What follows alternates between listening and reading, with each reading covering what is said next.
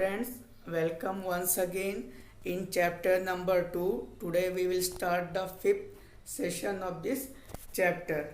In the last class we have studied till Battle of Buxar.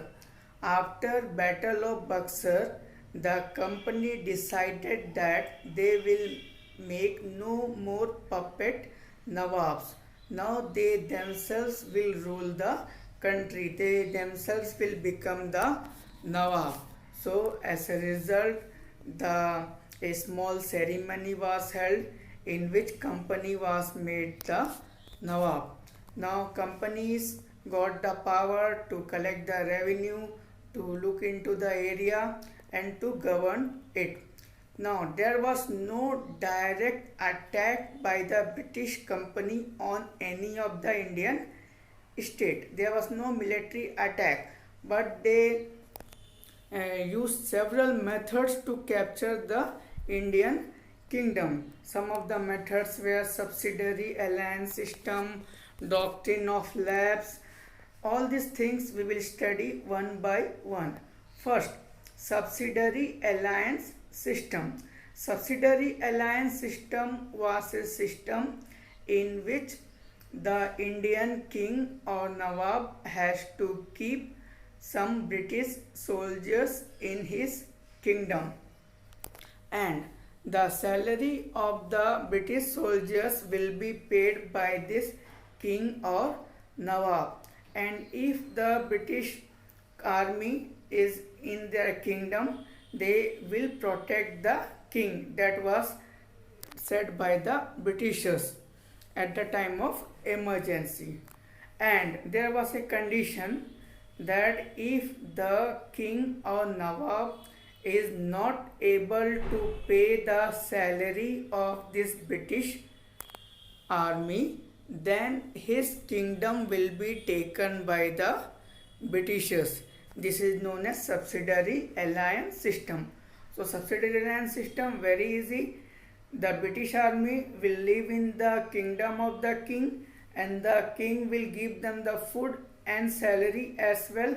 And if the king is not able to give them the salary, then his kingdom will be taken by the Britishers. This was subsidiary alliance system.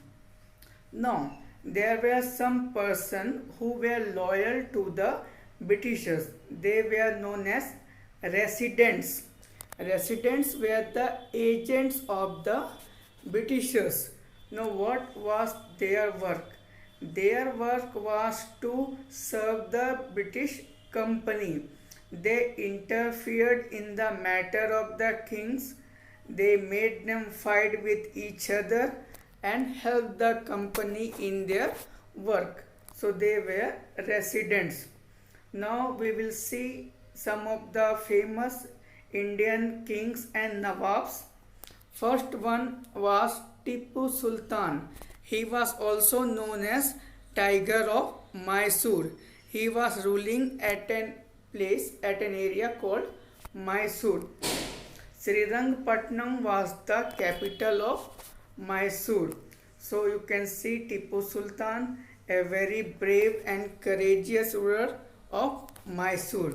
And before Tipu Sultan, Mysore was ruled by his father Hyder Ali.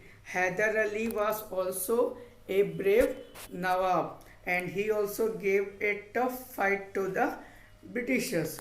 Now we will see how Tipu Sultan and his father dealt with the Britishers.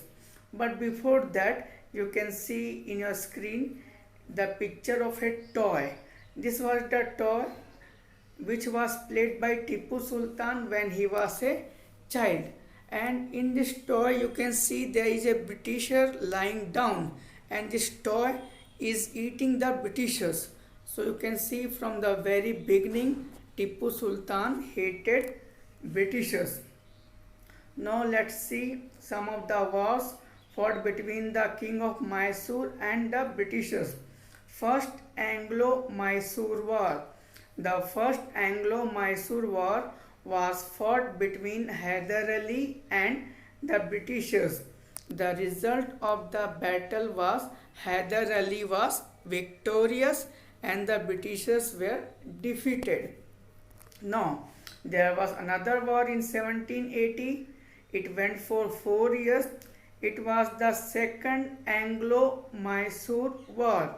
In this war, Hyder Ali was killed, but his son Tipu Sultan, he continued the war and he won the war, and a treaty was signed, an agreement was signed to end the war. Now there was another war in 1790. It was known as Third Anglo-Mysore War. It went for 2 years. In this war, Tipu Sultan was defeated and half of his kingdom was taken by the Britishers. But Tipu Sultan did not lose hope. He collected his army and once again he attacked the Britishers, and there was Fourth Anglo-Mysore War. The result of this war was Tipu Sultan was defeated, he was killed, and Mysore went in the hands of Britishers. In this way we come to the end of this session, and we will continue this lesson in the next class also. Thank you and have a nice day.